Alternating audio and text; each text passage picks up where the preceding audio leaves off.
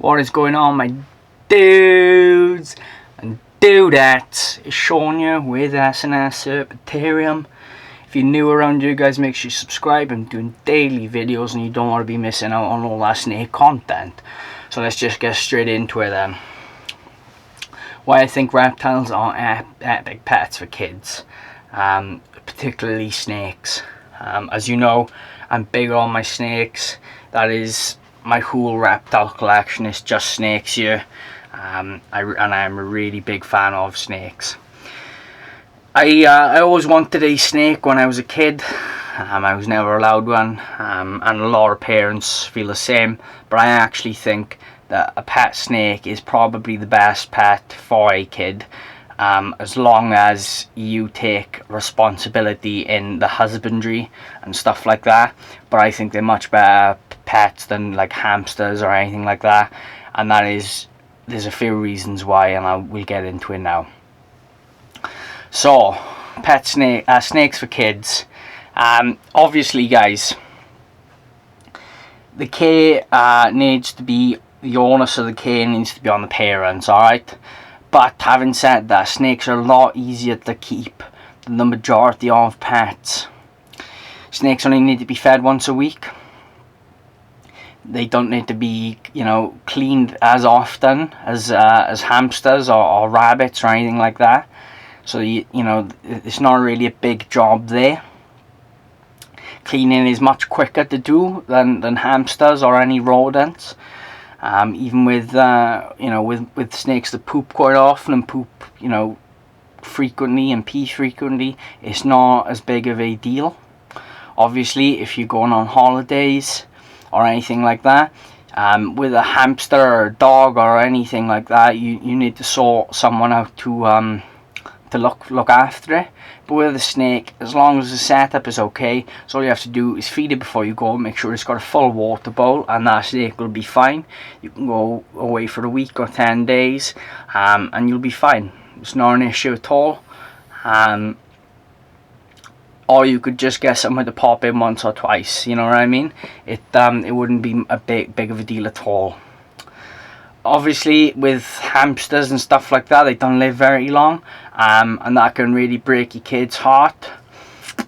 Kids really get upset when they lose a pet, which obviously is just a normal human response. But these snakes, they live for a very long time. More snakes will live upwards of 20 years if they're cared for correctly. So your kid won't have to deal with that that heartbreak early on in their life. They'll have that pet for a long time, and it'll teach them a lot about responsibility as well, because as they get older, you can sort of give them more and more responsibility for looking after the snake. And I find as well, people that keep snakes, obviously I'm biased here, but people that in the reptile community seem to be really smart overall. They seem to be quite clued up people. They seem to be much more into reading, much more into things like that than a lot of other people, and it might spur them to to take on a field in science, a field in veterinary care. So it could actually then become a job for them in the future, because they were into their snakes when they were younger, and that could end up then paving the way for them to be a vet or a doctor or scientist, a biologist, a chemist, whatever the case may be. And they might sort of spur their interest in those sort of fields of study. So it can actually help kids do better in school, which is quite interesting. Another reason I think snakes are good pets for kids, is they don't tend to bite as much as hamsters and stuff like that, believe it or not. I've kept guinea pigs and stuff like that, and even a bite from a big girl like this is not as bad as a bite from a guinea pig. The lead up to it is worse, and to be honest, the only times I've really ever been bitten is when I've been feeding and I've been a bit careless and I've been doing it with my hand, and then my hand has got caught or tagged. So that's really cool, but obviously anything with teeth can bite, so you do need to bear that in mind. Yeah, when you get them out, obviously, if they've already pooped after they've had a meal, they're not going to poop again. So you don't need to worry about your kid sitting on the couch or whatever with the snake. If you're sitting there with a hamster or a guinea pig, the couch would be covered in poop. With a snake, that just wouldn't be the case. If it's already gone to the toilet after this last meal, it's not going to go again until it eats next. So you wouldn't need to worry about that either. They're much easier to handle than the most pets that are recommended for kids, I find, and they're a lot harder to sort of lose track of when you are handling them, especially the sort of bog standard pets, snakes that are recommended for kids. They're a lot slower moving. If you put a hamster down or a gerbil or anything like that, it's gone. And it can be very difficult to catch it. I remember when I was a kid, I had different guinea pigs when I was a kid. They were actually given to me because someone I know's parents split up, and they said, look, do you want these guinea pigs? So we said yes, and they were nightmares. They were really difficult. I remember one got loose in the house and we couldn't get it for 3 days. It was under the couch and we just couldn't get it. So we ended up having to take him to a rescue, and that was that really. I mean, there was nothing we could do about it. We just couldn't do it. Years and years later, when I had guinea pigs, and they were my sole responsibility, I'm talking literally recently now. They passed away, but there's nothing I can do about that now. I'm not gonna try to get more upset about it. But they're a lot more difficult to keep than snakes. They require daily care, and it's a lot of care as well. I actually find their care much more complicated than what keeping a snake is. You've really got to have your eye on the ball with them. You can't have a hard day or whatever and think, oh, I can't be bothered to clean them today, or I can't be bothered to chop up a load of vegetables and give it to them. You have to do it every day. So you've just got to bear all that in mind. And feeding snakes is actually extremely cheap. If you get like a corn snake or something like that, you're looking at probably like 70 pence a week to feed it. It's nothing, is it? You know what I mean? And for a snake that's going to live years and years as well, you can buy a corn snake for very cheap. The setup is going to be the most expensive part, but once you've bought it, you don't need to buy it again. So they're not expensive pets at all. You're unlikely to need to take them to the vet if you look after them properly.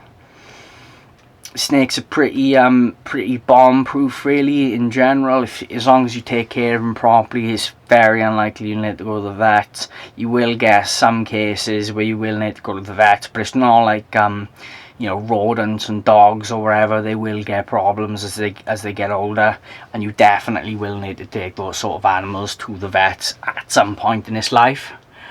Whereas snakes, that doesn't seem to be the case as much. I've certainly had to spend a lot more on vet pills on my guinea pigs and my degus over my snakes. Snakes don't seem to have any illnesses as long as they're taken care of properly, so that's awesome. Yeah, what else was I going to say now? Yeah, they're really cool pets as well. I mean, it's different, isn't it? Do you know what I mean? It's not like every other kid that's got a dog or a cat or a hamster or a gerbil. A snake, that's really cool. And if you're scared of snakes, there's really no need to be, because they're awesome pets. You might think, oh, that snake's gonna try to kill you. It's not. This snake couldn't even, it's not even big enough to eat the rabbit. Look how small his head is. Okay? Look how small that is. It's not going to be able to get that around my head. It's smaller than my fist. It's just not going to be able to do it. This snake takes like half an hour to eat an extra large rat. It's never going to be able to constrict and kill me. There's no way. And there's a lot of misconceptions like that. But if you think about it, it's obviously not going to be able to do it. I mean, if you look at, say, a corn snake, maybe it weighs 1,000 grams. That's probably a massive exaggeration of how much they do weigh, but let's just say for argument's sake it weighs 1,000 grams. And let's say, you know, your kid is, I don't know, 25 kilos, which is like 4 stone. There's no way that snake is going to be able to eat something 25 times larger than itself. It's just not going to happen. So I you know, I hear a lot of silly things like these, oh, what if it eats my kid, you know, and stuff like that, and it's a lot of nonsense. Snakes like a small prey item.